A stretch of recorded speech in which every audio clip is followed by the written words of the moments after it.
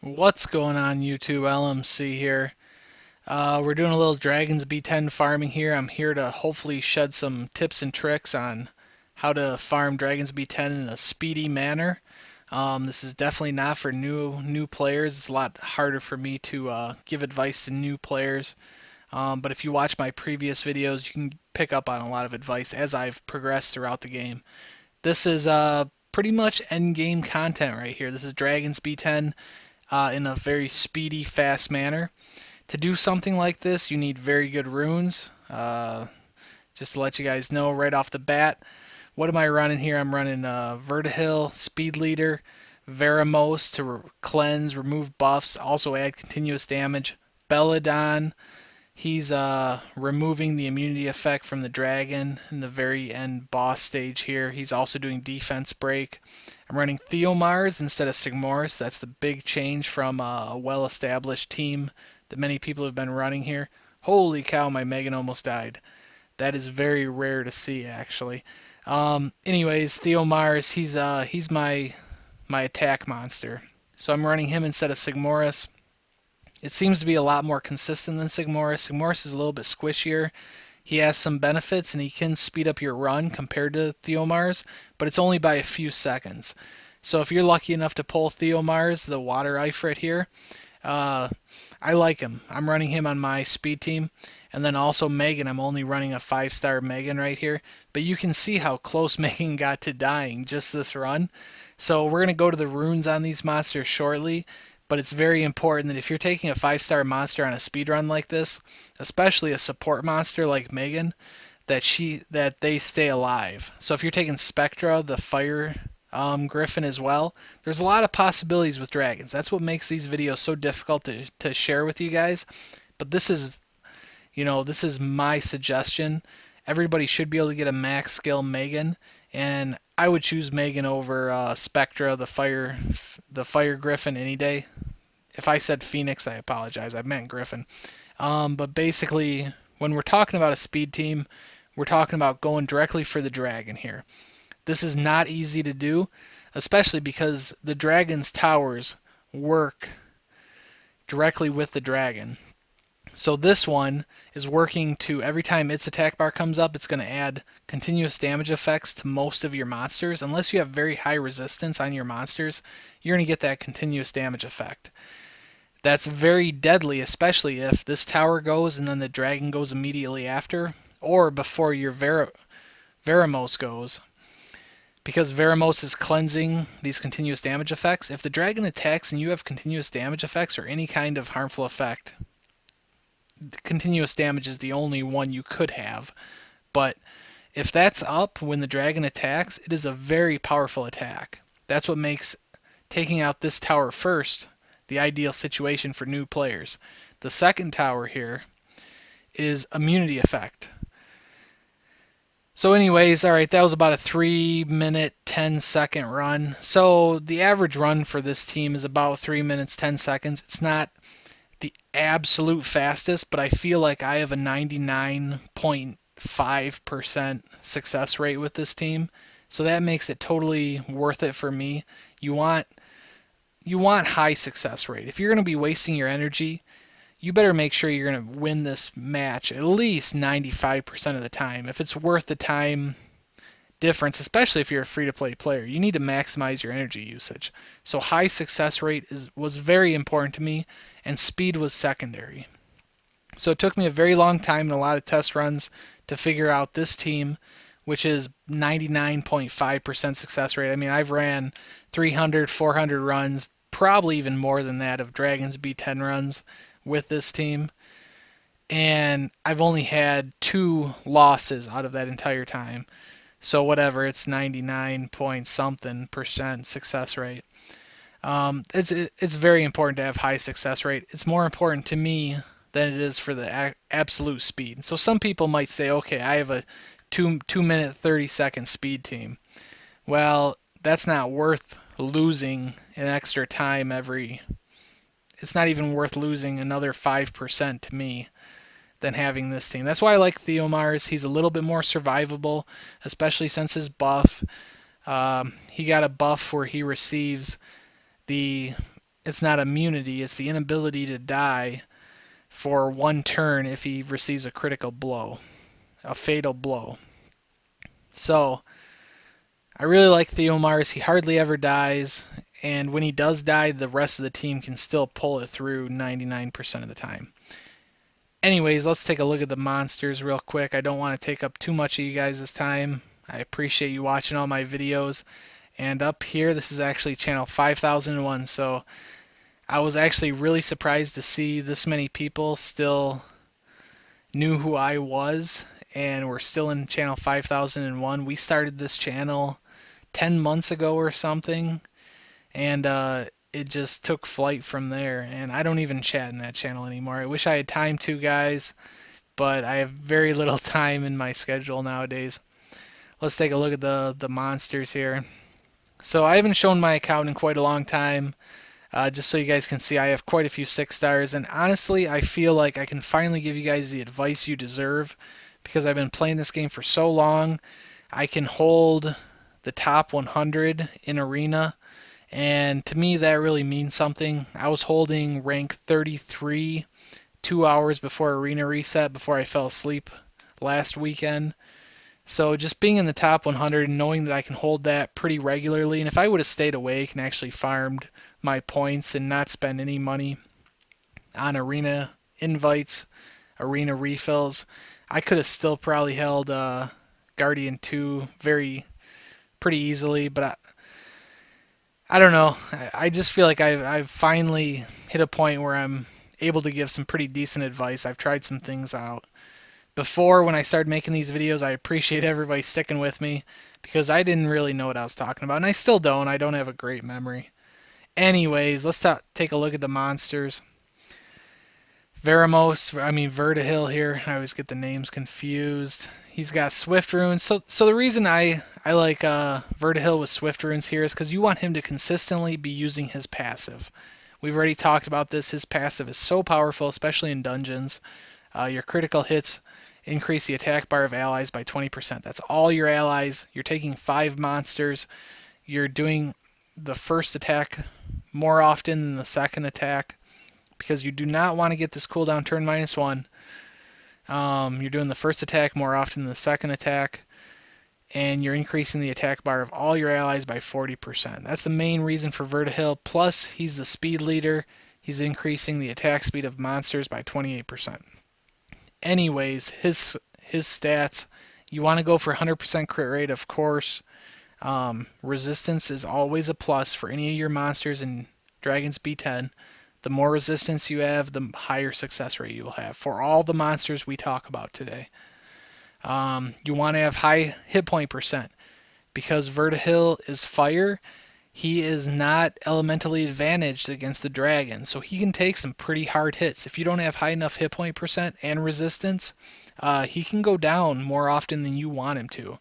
So his runes are speed, hit point percent, 2, 4, 6. That's what we're talking about here. This is only a 5-star speed rune, but the difference between a 5-star speed rune and a 6-star speed rune is not that much. What's so powerful about my rune here is you can see this hit point plus 20%. Substats become very important when you start talking about endgame content and PvP content. So I use Vertihil in PvP as well. Crit rate percent, I'm sorry, it was speed, crit rate percent, hit point percent. So yeah, crit rate, you gotta have it. He's got a little bit of extra speed here. Hit point percent. So yeah, this is the speed of my Vertihil. Check it out. Hopefully the point of doing this video is to give you some ideas on how you can make your team auto mode, or what to shoot for with your runes. Next up in the lineup, Veramos. So the speed of my Veramos is 173. What I want to say about Veramos is accuracy is important, but it's not as important as speed. Speed on Veramos is super important for Dragons B10.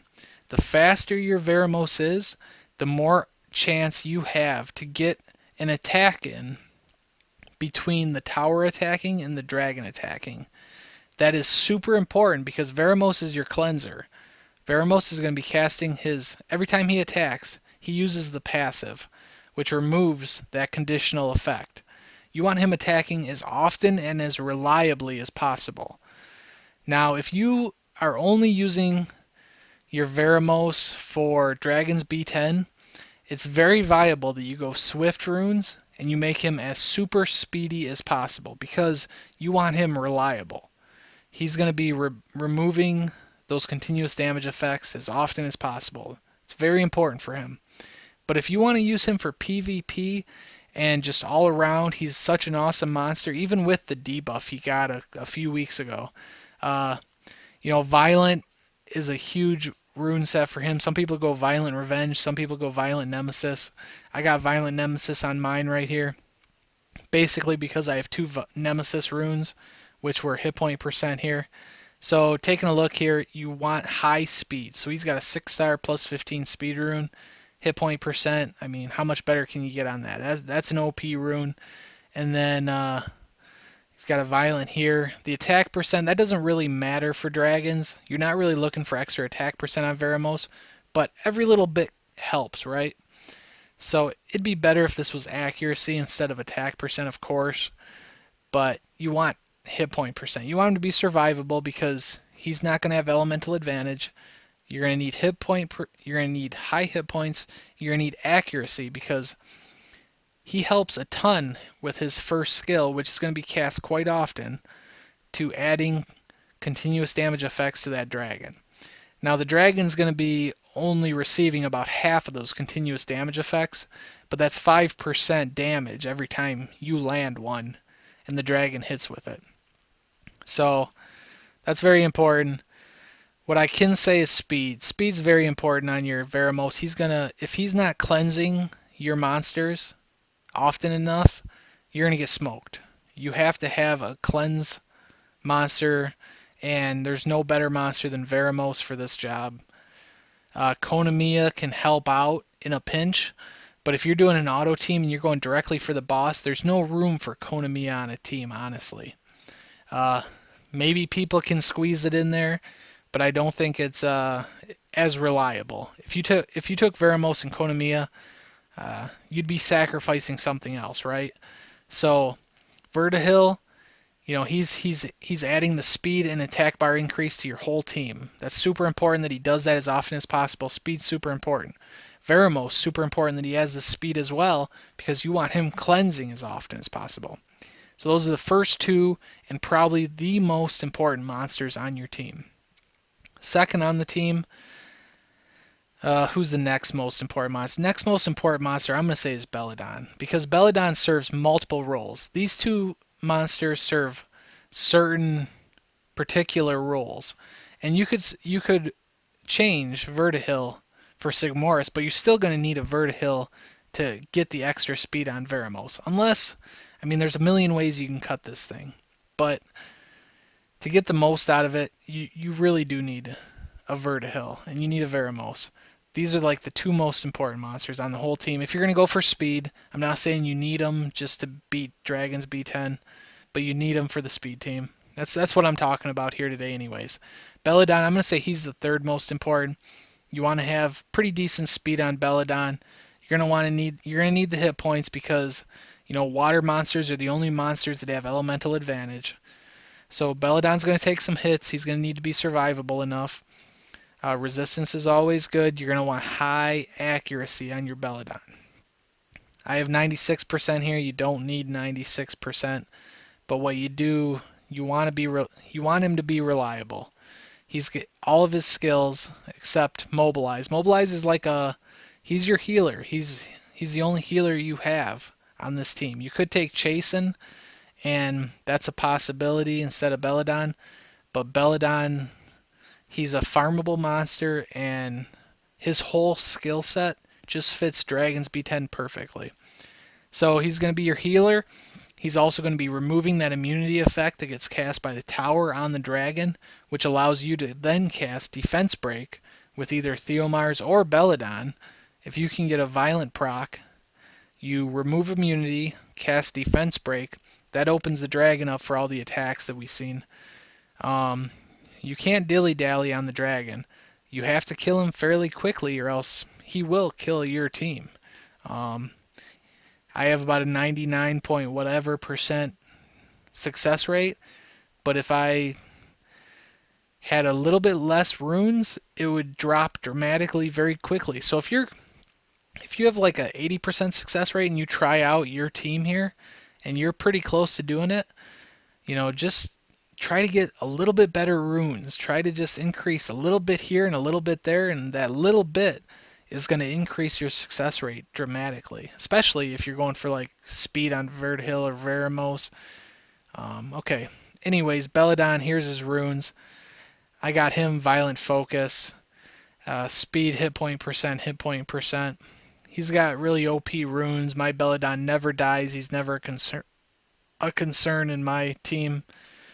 Focus gives you that extra accuracy percent. You don't need the accuracy to be this high, but it's very nice. Accuracy is very, very nice. You need the hit point percent for him to survive. So those are the three main players. And then you got Sigmoris and Theomars. These guys, you can take either of them. You can probably take something else as well.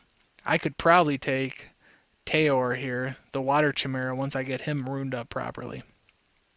Anyways, these guys are going to be runed exactly the same. These are going to be your attack monsters, attack percent, crit damage, attack percent, and speed's going to be your friend here. More crit rate, crit percent's going to be your friend. This is a really nice rune right here. Hit point percent, of course, is always nice to have. These are the stats on my Theomars. This is the guy I choose to take just because he's got that extra passive, which lets him stay alive an extra turn if the worst comes to worst. So he makes my team more survivable. He's also got defense break, so he doesn't clear the trash as fast as Sigmoris. And Sigmoris' third skill would be really powerful, especially if I skilled it up. If you already skilled up a Sigmoris, your Sigmoris might be better than Theomars. I mean, it all depends on how you go with your skills.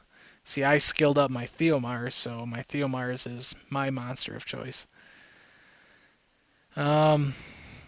Yeah, they're both basically, you want an attack monster. You want somebody who's there when you get that defense break on the dragon to really lay the hammer down and take a good chunk of health off that dragon. So yeah, these are my stats. I got 151% crit damage, 93% crit rate. That's overkill because he's already getting 15% crit rate from having elemental advantage. So theoretically, 8% of this is totally wasted no matter what. So you only need 85%. You don't even need that if you're using him as the leader in PvP type situations. There's a lot that goes into this, but these are the stats. Hopefully this will help some people out there. The more speed you can do, the better. The more attack percent, the more crit damage. You want high crit rate. Resistance is always good. It's not going to hurt you. It's going to increase the effectiveness of your auto runs. And then Megan. Megan's my only 5-star here. And Megan's skill set is just so perfect for dragons. First of all, Spell of Strengthening increases the attack bar of all your allies. And I found Megan to be the absolute best choice, even over Spectra, though a Fire Griffin. I tried Spectra as well. Spectra was great, but Spectra didn't increase the attack bar of the rest of my allies once every 4 turns. And that actually adds up to more cleanses for Veramos. It adds up to more attacks for Vertihill, which are going to increase the attack bar of the rest of the allies. With Megan, it was just more synergetic altogether. It was just the whole team just worked better together. And attack power and defense for 2 turns, having extra defense and more attack power just helps, no matter what you're looking at here. And also, Toad Poison removes the beneficial effects, which will be the immunity on the dragon. If you can remove that beneficial effect and help out your Belladonna here, so you got Belladonna and Megan being able to remove that beneficial effect, it's a win-win. And also, continuous damage. Even though continuous damage only really lands on the dragon, half the time that it really hits him, because the tower is coming in about half the time to remove the any damaging effects and cast immunity. it's still totally worth it. So her whole skill set just really fits in. Plus she's water, so she's strong against fire, which makes her as a 5-star survivable enough. But you do have to have good runes on her.